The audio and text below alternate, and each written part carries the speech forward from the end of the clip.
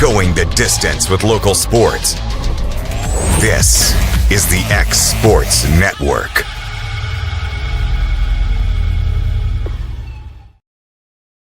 At C&B Linen, fast, friendly, and reliable service is our promise to you. Because you're not just a customer, you're family. From multi-use linen to branded floor coverings and a complete range of cleaning supplies, C&B Linen is here to make sure you have everything you need.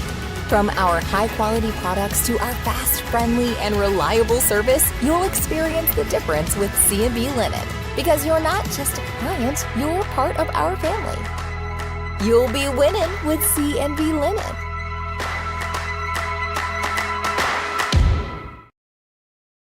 Being raised in Tennessee, we believe in the importance of family and community.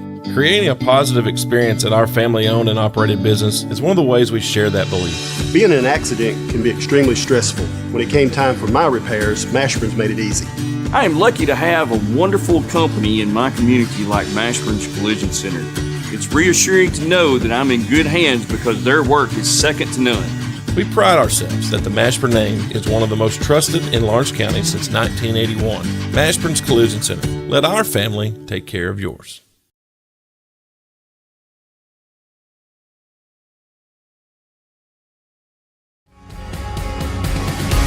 Cause when I cross that county line, just off Highway 49, it all makes perfect sense. Man, I live for this.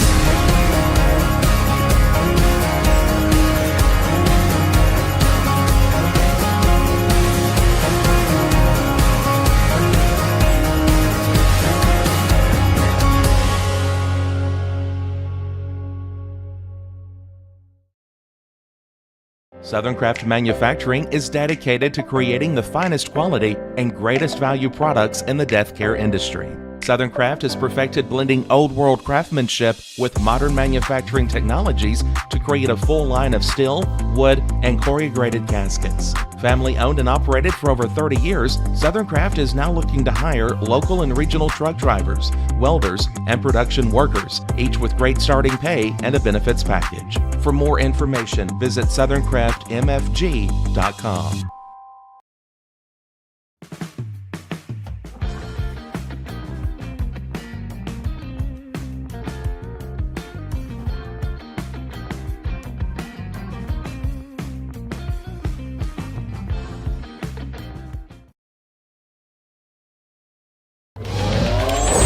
Going the distance with local sports. This is the X Sports Network.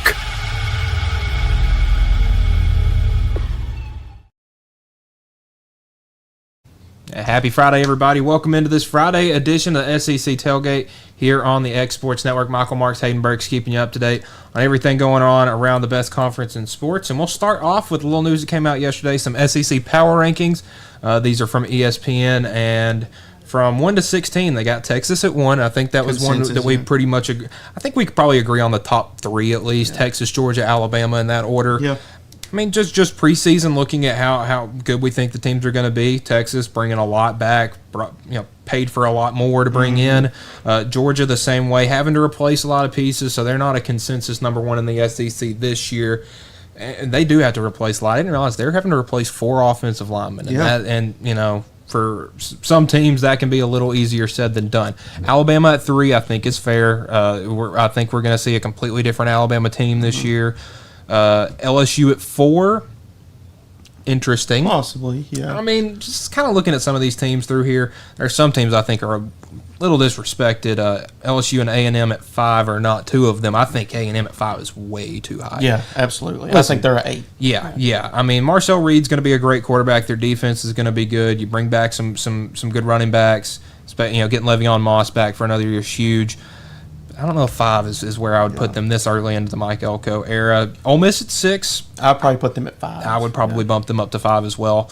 Again, new quarterback, but we've seen Lane Kiffin with quarterbacks. He can make anybody look good. I mean, Jonathan Crompton had a really good year at Tennessee in 2009, so that speaks for everything. Tennessee at 7, I think is a little high. Yeah, that's a little high. I would probably put them around the 9 range. Yeah, I would say kind of around. I don't remember. I'll take 7 as a Tennessee fan. Don't get me wrong. I would say I think it was the SEC media polls that had us like 9 or 10. Yeah, So I would go with that. Oklahoma at 8, I think's probably about right. Yeah. I mean, maybe 10. Yeah, I mean, you're going to have an experienced quarterback and experienced running back coming in, but you have a new offensive coordinator who was the offensive coordinator at Washington State last year. So, I mean, at least Mateer will still have his OC, but I just don't know if the play style that they ran at Washington State could work in the SEC. I mean, people said about Josh Heupel, and you know, other than the past 2 years, the offense had looked really good. Florida at 9, I think, is way too low. I think Florida could be in the 6 or 7 range. I think they're the 7 in my opinion. I mean, obviously, you've got some injury problems. You know, your quarterback's dealing with a calf injury. You know, one of your, if not your best receiver this year, a freshman, you know, was injured. He's dealing with a leg injury, so you know, could be a good year, could be a bad year. And that's kind of the thing with Florida. If they can stay healthy, they're typically a pretty good team.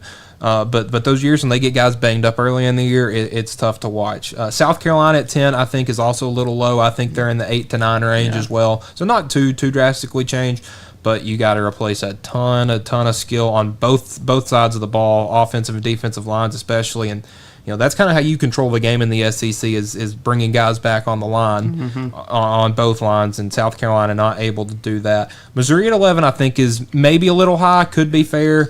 I think it's a 12 for them. Yeah, I would say. I think they're probably in about the right spot just because of how much they're having to replace.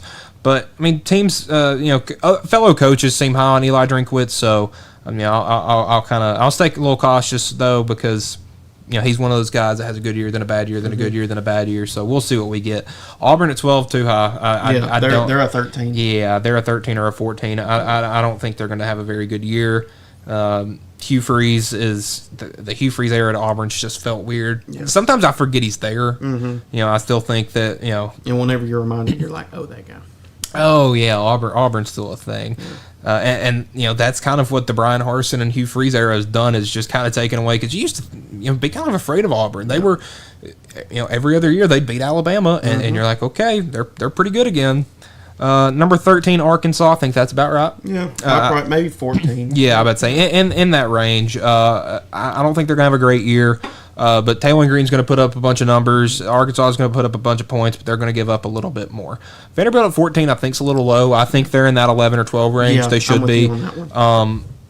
Obviously, ESPN's not buying into the Diego Pavia hype. We'll be talking about that a little bit later, because he likes to talk. That kid likes to talk.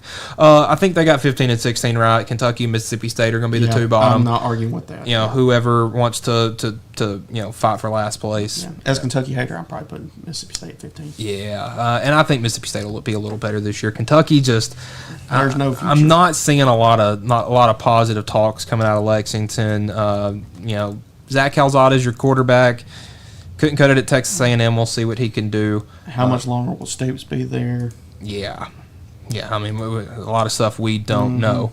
Some kind of NFL college news. Archie Manning, the father of Peyton and Eli and the grandfather of Arch Manning, said in an interview with Texas Monthly that he predicts his grandson won't declare for the 2026, just predicts that his grandson Arch won't declare for the 2026 NFL draft and will return to Texas for the fall of 26 for his senior year. I think that's true.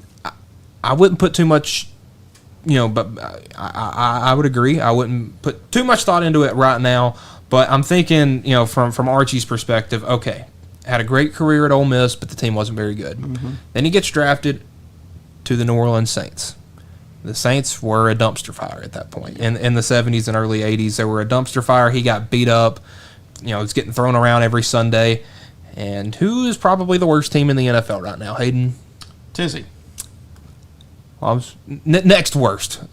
Probably the Saints. And what do the Saints need worse than anything right now? A quarterback. I don't think Arch wants to go to New Orleans. No. He saw what happened to his grandpa, and they're in a similar situation right now.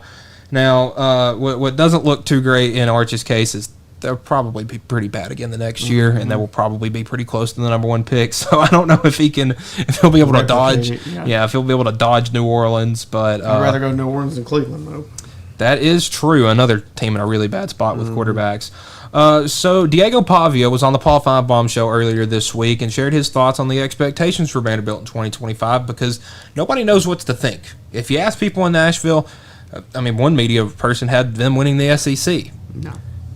Yeah, I'd like the Kool-Aid he's drinking. And then there's some people like the ESPN Power Polls that have them at 14th in the SEC. Pavia said, I think we have the tools offensively and defensively to go put our foot forward and go win the national championship. And it had the little 2 screen up with Paul Feinbaum there, and he's sitting there kind of chuckling, and he goes, and he's like, you're being serious? And Pavia said, that's not a joke, that's the standard. I like the confidence, but it's a realist too. It's something they need is that confidence. Mm-hmm. I think that's helped them more than anything. But there's to a point where you're like, dude, delusional. You might be crazy. Yeah. Because we saw, I don't know if you've seen the clip yet of they posted this everywhere. Netflix did of the show, and it was the week leading up to the Tennessee game. Oh, I know. Yeah. And it's like we're gonna do whatever it takes to beat these guys and all this stuff like that. And then you threw for like 80 yards. Bobby only threw for over 200 yards 3 times this year. Yeah. Obviously, what he gets known for more is his legs, but he's a good player. Great ball player. Yeah.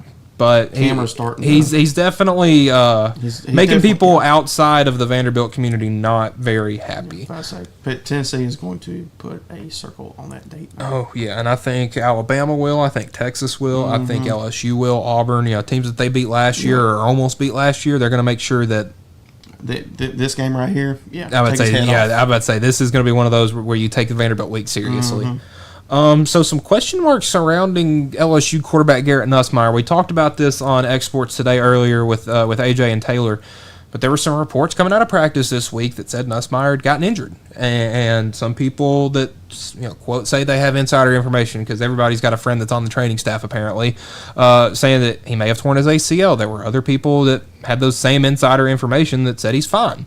Yesterday evening, LSU information sent out to their media people that there would be no media allowed at today's practice.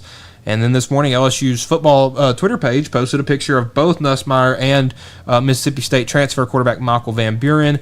We saw Brian Kelly kind of come out and say that it was a knee injury to some degree, but not to the severity. It was just really weird. Said that he did not suffer. Brian Kelly said that Garrett Nussmeier did not suffer a major injury. He is dealing with patellar tendonitis in his knee. Yeah. That, like I said during the show earlier, something's fishy down in Baton Rouge. It's weird the way they've handled this. Yeah. So, like I said, I hope he's okay. But then again, there's a lot of question marks now surrounding LSU and what their quarterback room looks like. And, he's going to have to rest for sure. And with as how far out we are from college football. Well, 3 weeks from today, we'll have football coming up. We'll have game day that next Saturday morning, so we're getting close. Yeah, so they're going. I just don't know. There's still a lot of question marks. That's why I'm going to definitely look into it deeper. But we'll just have to see. Yeah, and one thing we had talked about on the show earlier was that it looked like it had been Kelly said that it had been a pre-existing injury. That's not a good look, especially with a quarterback. Now, Nussmeier's not an athletic guy. He's not, I'm not going to say he's not athletic, but he's not a scrambling quarterback. He can move if he needs to. But with something like this that could be chronic, that could pop up during a game. You plant wrong, you go down, you're hurt. It could be something serious. It could be your season ends. Now, we didn't see this affect him last year to anything that to any of our knowledge. This is really the first we've heard of this knee injury, but for somebody that is a good season away from maybe a Heisman Trophy, maybe first round draft pick, maybe number 1 overall pick, with a chronic knee situation like this, especially as serious as that raised some eyebrows for some scouts. Yeah, I'm about to say NFL scouts are going to start looking at Nussmeier a little differently, and again, the way to kind of get rid of this is to rest for a couple of weeks. Well, Nussmeier doesn't have a couple of weeks to give. You need to be taking as many snaps with the ones as you can to get ready to go for the season. But putting your body through that much stress, I'm not sure, how much he'll be going, middle of the season, because especially week 1, they got to go to Clemson. Yeah. Clemson's got a ferocious defense. Mm-hmm. And if your quarterback's not going to be able to be mobile in the pocket, step up, move around, he could be on the ground a lot. Now, I don't think LSU would be in a terrible spot if he did go down. You got Michael Van Buren, the transfer you brought in from Mississippi State. who had good numbers last year for Mississippi State, so he proved that he can be a good quarterback. And obviously he'll have better talent around him at LSU, but you got to think that most of their hopes and dreams kind of ride on Nussmeier's knee.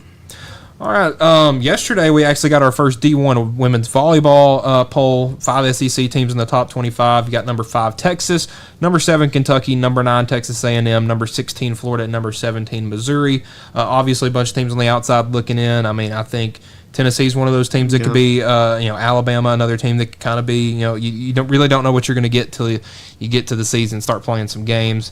Obviously Nebraska preseason number 1. You got the 2 teams that were in the national championship last year. Louisville at 2. I believe you got Penn State at 4. Pittsburgh at 3. So the Big Ten is kind of where volleyball resides, and it looks to continue that trend of this year. But you got some of the big teams coming to Nashville around the end of this month for a little preseason or a little early season volleyball, so that could be interesting. 64 Analytics, which is a college baseball analytics team, released their final transfer portal rankings. We'll see if I can pull these up real quick. Final transfer portal rankings. The SEC made up a lot of that top 10. So they had the top 5 at Georgia at 1, Tennessee at 2, Mississippi State at 3, South Carolina 4, Auburn 5, and then finished with 8 in the top 10 with Bama at 6, Kentucky at 8, and Oklahoma at 10. I say Georgia's going to be dangerous because they hit that portal hard. Yeah, they were one of the teams that kind of went in there pretty heavy. Taking a look, let's just look at some of the teams in there. Tennessee, obviously, got a bunch of big transfers. Had some get drafted, but obviously Henry Ford the outfielder out of Virginia is big.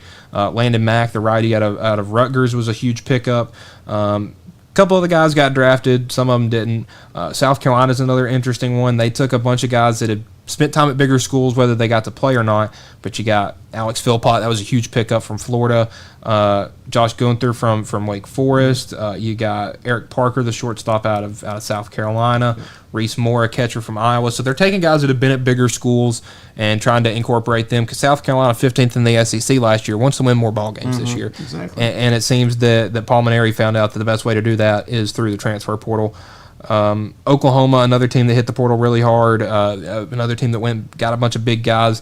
Mississippi State is a little interesting in their case scenario because they got a new coach, and their coach brought some players with him, so that kind of contributed to them. But Georgia, man, they hit the portal hard, and they're going to be looking to bolster up their pitching staff for next year, because obviously that was what got them beat this year. Is they could out hit anybody, but if you can't keep the other team off the board too, you're not going to be looking very good. All right, so Greg McElroy has his Always College Football podcast that I think it's daily. If not, it's every other day. He did his top 10 teams. And now, while it's the same teams that are in the coaches poll top 10, it's a very interesting order. So Miami at 10. I think that's a consensus agreement that Miami will probably be in the top 10. Probably not much higher, maybe a little lower. You just don't know what you're getting with Carson Beck. Oregon at 9. I'd probably put them at 7. I would say I think Oregon's low. He's got Ohio State at 8. I think that's way too low, because that's like they're a 3. If they're at 8, that means they probably lost 2 games. Yeah, and they might lose to Penn State, but I don't think they'll lose to Penn State, but they might lose to Michigan. LSU at 7, I think, is way too high, especially with what we heard with Nussmeier's knee. I don't think they're going to be. That drops them to a 9 at least that list. Well, I'm about to say out of these teams, I'd probably put them at 10 now. Yeah. Georgia at 6, way too low. Yeah. Listen, anytime you doubt Kirby Smart, if you give him any bit of bulletin board material, that guy is going to eat it up. I mean, remember when they won the national championship and beat TCU by 58 points, and their players are like, everybody said we're going to go 5-7. Well, I don't think anybody said that, but I mean, Kirby Smart built that into their brains, and then they went 15-0. Alabama at 5, I think that's probably a good spot for them. I think 5 is probably a safe bet for Alabama, because you don't know if you're going to get, the sort of Nick Saban looking Alabama, or if we're going to get the team from last year. Yep. Texas at 4, I think that's a little low, because this is, I get why having Alabama, Texas, and Georgia and LSU all right there is because you think they're all going to beat up on each other. I don't think Texas is going to get beat up this year. I think that they're probably the most talented roster in college football, especially on the defensive side. So I'd have them at 1 or 2. Yeah. I wouldn't have them any lower than 3.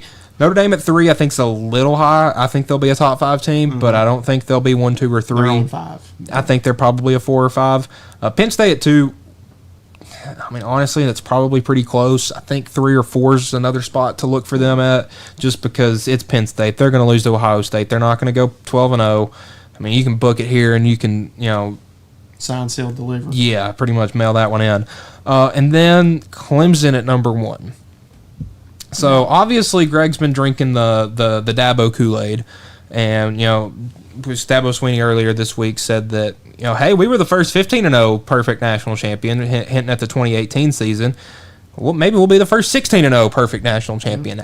Don't think so, but if he thinks that there's a team that could do it, it's this year's Clemson team. It's the best team he's had since the Trevor Lawrence days.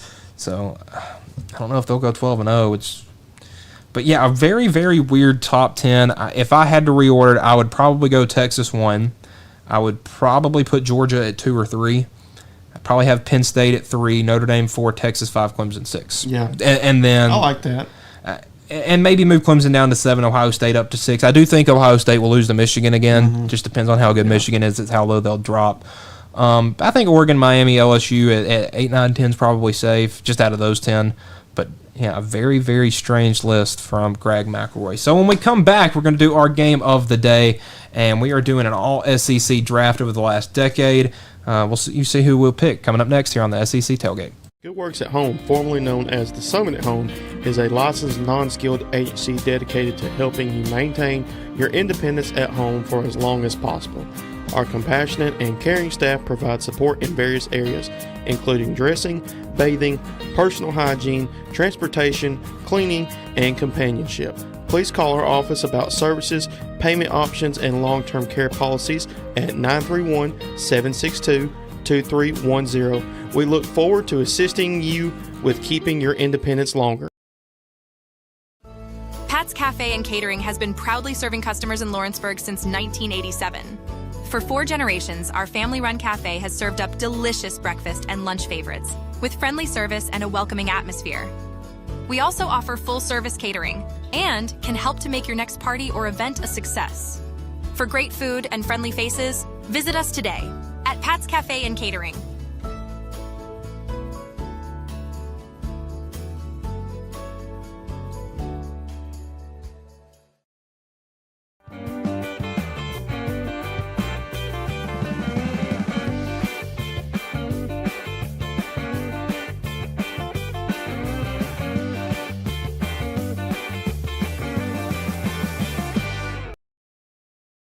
Want to take the next steps in taking care of your health? Tennessee Valley Allergy Services can make your goals a reality. Their team of doctors, nurses, and medical professionals are dedicated to providing allergy care and treatment, such as drops and shots, to fit your exact needs. Their expert services are for anyone ages 2 and older. Whether you struggle with environmental or food allergies, they've got you covered. Discover a better you at Tennessee Valley Allergy Services, located right next to the Zaxby's in Lawrenceburg. Book online or call 931-325-0757 to schedule your appointment today.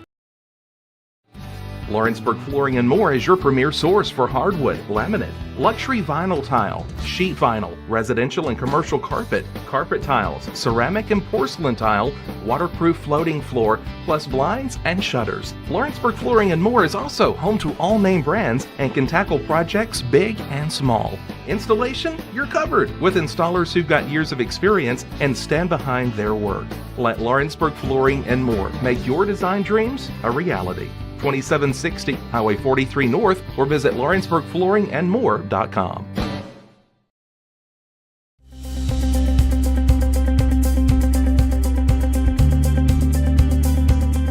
ArcticAir keeps your home or business comfortable. For more than 20 years, we provided outstanding residential and commercial services through Southern Middle Tennessee. Whether you need assistance with your heat, air conditioning, preventive maintenance, or anything in between, trust our reliable team to get the job done. We'll take the time to figure out your specific needs and recommend what we believe is right and best for your situation. We've been using ArcticAir for over 15 years now. Their service is great, they're here when we need them, and their prices are competitive. They take the worry out of the heat and air so I don't have to. ArcticAir, when you need us, we'll be there.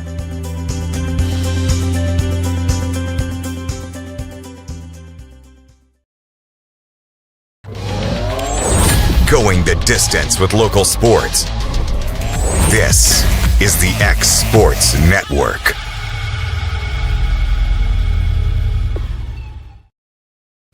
And welcome back to the SEC Tailgate. Michael Marks, Hayden Burks. We're doing our all SEC draft over the last decade. So pretty much, if you played ball and we're even doing coaches, head coach, OC, and DC. So if you were a coach or a coordinator in the SEC in the last 10 years, you are pretty much free game. So pretty much what we're going to do is we'll kind of do the snake system with drafts. So I'll let you start it off with quarterbacks. Okay. And we're just going to go. So we have 2 quarterbacks. We can pick the same guy though, can't we? Because I just made a list of overall who I would pick. Okay, we can do that. We can, and we can see how similar we are with this. Gotcha. Okay, so I'll let you go with your QB1 first. I think we're probably gonna have the same guy here. Joe Burrow. I mean, had the. Yep. Let me pull up his stats because his 2019 stats were just absolutely greatest football stats of all time in my opinion. So he was 402 for 527 passing. 5,671 yards, and that's in 15 games. Yeah. 60 touchdowns and 6 interceptions. He also rushed for another 400 yards and 5 touchdowns. Just unreal. I mean, that is 6,000 total yards, 65 touchdowns. I mean, that's nuts. Yeah. That's like that's 5 touchdowns and 400 yards a game. Yeah. And now that LSU offense is just, I think they're all in the NFL or pretty close to it. That whole start line for both defense and offense got drafted the next year. QB2, I think we might have the same guy here. I got Bryce Young. Oh, so we do have a different guy. I went with Tua. Okay. Some other guys I had up here. Tua, I obviously went with Tua. Jaden Daniels. I mean, he was my number 3. Yeah, and he is the only guy in college football history in the same game to throw for 300-plus yards and rush for 200-plus yards. Hendon Hooker was I think honorable mention along with Jalen Hurts and Kyle Trask. Yep. Those are both guys that put up crazy numbers. Running back 1, I think this is where it might get a little interesting, but we probably got the same number 1 guy, yep. Derrick Henry. Yep. Yeah, King Henry. It was really funny because I saw a tweet this morning and it was talking about. I think it was an Alabama fan on Twitter. It was just talking about how crazy it was how far Derrick Henry fell in the draft in 2016. Yeah, he was mid to late second round pick, and even me, thinking that was crazy that he fell that far. He was a Heisman Trophy winning running back that was big, fast, and he came out of Alabama. Yeah. I mean, that's got the makings of number 1 pick all over it. And then people were like, "Well, yeah, he was really good in the NFL. He wasn't much in college." And this dude posted like an 8-minute highlight video of Derrick Henry. I mean, he would either get 5 yards or he would score a touchdown. Yeah. Whatever was, I mean, he was a bowling ball. Impossible to stop. Once it gets that second level, it's over. You're done for. Yeah. Running back 2. Nick Chubb. Oh, okay. I'm going with Leonard Fournette. That's another good one. I mean, that dude was a beast. But Nick Chubb as well. I mean, he had to share a running back room with Sony Michel, and they both broke records. Mm-hmm. They were both incredible for Georgia during those early Kirby Smart days. Leonard Fournette, I mean, obviously was a beast running back for LSU. I threw Dylan Sampson in there as well. Yep. 1,600 yards from scrimmage last year, 20-some-odd touchdowns. And Benny Snell, he was back-to-back 1,200-yard rushing seasons for Kentucky. I mean, listen, he was a running back that was good when Kentucky was good. Both of those things don't happen at the same time often, so I got to give him his flowers for that. So wide receivers now. Okay, so these are not in order for who's wide receiver 1, 2, or 3, but these are just my 3. Devontae Smith from Alabama. Yep. Jamar Chase. Yep. And Justin Jefferson. Yeah, that's probably the 3 out of this list I would go with. And obviously I had them there as well. I mean, both of those teams in 2019 were just NFL teams, Alabama and LSU. So you're going to see a lot of guys from both of those schools, obviously. But yeah, some honorable mentions. Jalen Waddle. I mean, he was a highlight reel. Jerry Jeudy as well was really good. Jalen Hyatt. I had Jalen Hyatt up there because he won the Blitnikoff. I mean, that's the best receiver in college football in a year where there was a lot of offense.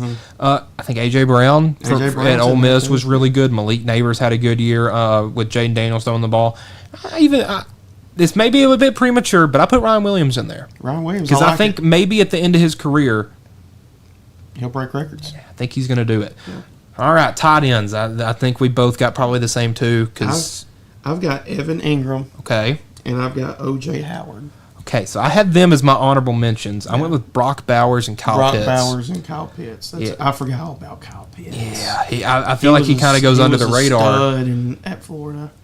Are you gonna take him? Are you gonna take him this year in fantasy, or are you just gonna let him pass again? Because every year it's like, man, this dude's gonna be the best tight end ever, and then he catches like 2 passes all year. That and he gets injured, and then he gets injured at week 6. Yeah.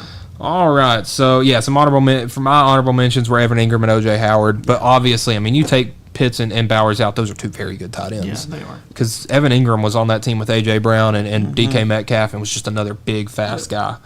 All right, on to the defensive side of the ball. Let's go with interior defensive lineman, so like a defensive tackle. Yep. For my number 1, because we only list one, Jonathan Allen from Alabama. That was a good one. Yep. I almost went with him, but I went with Jalen Carter out of Georgia, because I just remember that play. I think it was against Arkansas at Georgia. They were down, I remember, because Arkansas was winning that game. And it was like 2021, I believe it was the year, and they were winning, and there was like 13. and it was like a screen pass out to an Arkansas guy, and Jalen Carter got from the offensive lineman all the way out and pretty much chased the dude down the sideline. Yep. I'm like, dude, that guy was like 350 and running with him like that. Honorable mention, I went with Chris Jones from Mississippi State. That was my honorable mention too. Yep. Dude, getting him to Mississippi, I've heard stories of his recruiting, and it was just a war for what school in Mississippi he was going to go to. And then obviously we've seen what he's done with the Chiefs. Great athlete. All right, so now edge rusher. Yep. Myles Garrett. Obviously, I have Myles Garrett as my number 1 as well. Awesome career at Texas A&M. When he was healthy, he was the best defensive player in the country. My honorable mention, though, I went with Will Anderson. Will Anderson's another, because he had that year at Alabama where he had like 30. Let me look up what it was. It was 2021. He's in there for sure. His tackle for loss numbers were stupid. Let's see if I can find. 34.5 tackles for loss, 17.5 sacks by himself. I mean, there's teams that have a hard time doing that. So, absolutely insane. Let's go to linebackers. Zach Cunningham from Vanderbilt. I gotta give Vanderbilt some love. And listen, Zach Cunningham was probably the best middle linebacker in the SEC, or at least maybe the best in the East in 2016.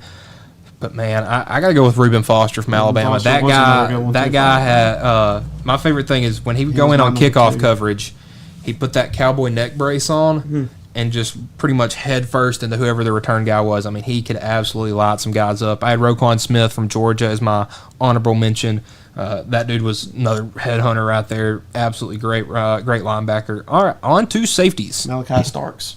That's a good pick. That's Georgia. Yep. He was unreal for the Bulldogs that year. And there's a guy I almost went with from Georgia. He was on those early Kirby Smart teams. It was really good. Dominic Sanders was a really good safety. But I went with Minka Fitzpatrick. That's a Alabama 2014 to about 2017. I mean, that dude was insane. And he was humongous. Yeah, and was really good in his time in the NFL. It was started with the Dolphins, went to the Steelers, and now he's going back to the Dolphins. So, but obviously he's had a great career. On to cornerbacks. Patrick Surtain from Alabama, and I left him off, but just for one reason, because I had a personal pick put on here. My number 1, Derek Stingley.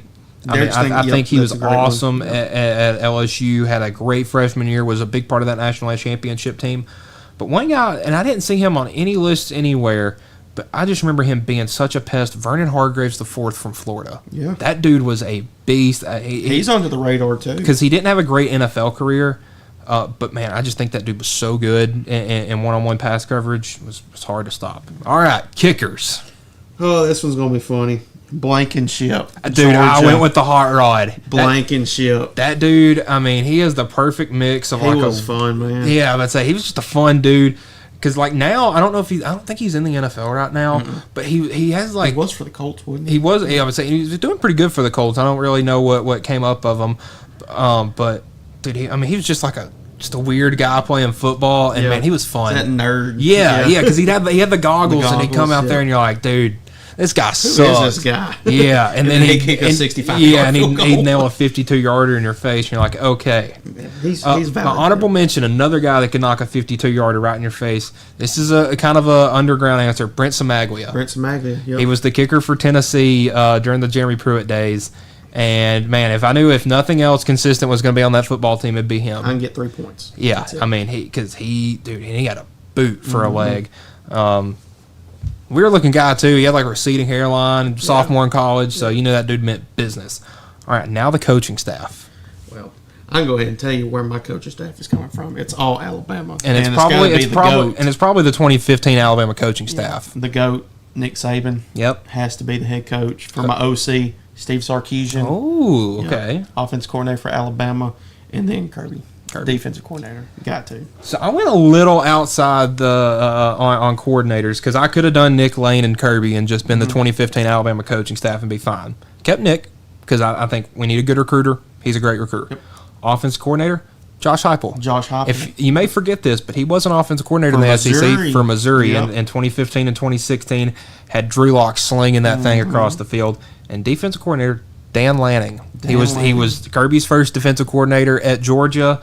And when we've seen what he's built at Oregon, they always have a great defense, and he's always a great recruiter. I think that 1, 2, 3, those three guys right there are going to scheme everybody to death. Can't go wrong with any of these picks. Yeah. All right, so we'll go back up and down. I'll go my list again. Joe Burrow and Tua is my quarterbacks. Derrick Henry, Leonard Fournette as my running backs. Devontae Smith, Jamar Chase, Justin Jefferson at receiver. Brock Bowers and Kyle Pitts at my tight ends. Jalen Carter is my defensive tackle. Myles Garrett is my defensive end. Reuben Foster is my linebacker. Minkah Fitzpatrick is my safety. Derek Stingley is my cornerback. Hot Rod, Rodrigo Blankenship at kicker. And then Nick Saban, Josh Heupel, and Dan Lanning as my coaching staff. So for me, obviously same thing. Joe Burrow, I got Bryce Young, Derrick Henry, Nick Chubb. We got the same wide receivers. For tight ends, Evan Ingram, O.J. Howard. Defensive tackle, Jonathan Allen from Alabama. Myles Garrett, we got that one. Zach Cunningham from Alabama to be my linebacker. Malachi Starks, to be the safety. Patrick Surtain to be the corner. Blankenship as my kicker. Then Nick, Steve, and Kirby for my head coach, offensive coordinator, and defense coordinator. Yeah, and I was thinking, we talked about this earlier before coming in here. It's like, dude, this feels like straight Alabama and Georgia and LSU. And that just shows how good those guys were. I mean, if you wanted a little more variety, we probably could have done the last quarter decade, or quarter century, just go all the way. COVID. Yeah. Or we could even go back to 2000 and just and look at that. I think before the season starts, though, I want us to kind of pick like a sort of like this, but for this year's team, and then kind of and we'll pick different, kind of like a fantasy football thing, and we'll see how those guys do throughout the season. Coming up next week, it's getting exciting. We're getting our first AP poll that we'll go over, and then we're going to look at some schedules and kind of what the highs and lows are for every SEC team. We'll be doing 2 at a time. So Monday, we will have Alabama and Arkansas. So a little bit of a shorter show today, but we're getting to the good stuff. We're about to start hitting each other in some football practice. It's getting interesting. So for Michael Marks and Hayden Burks, this has been the SEC Tailgate. Have a good weekend, everybody. Going the distance with local sports. This is the X Sports Network.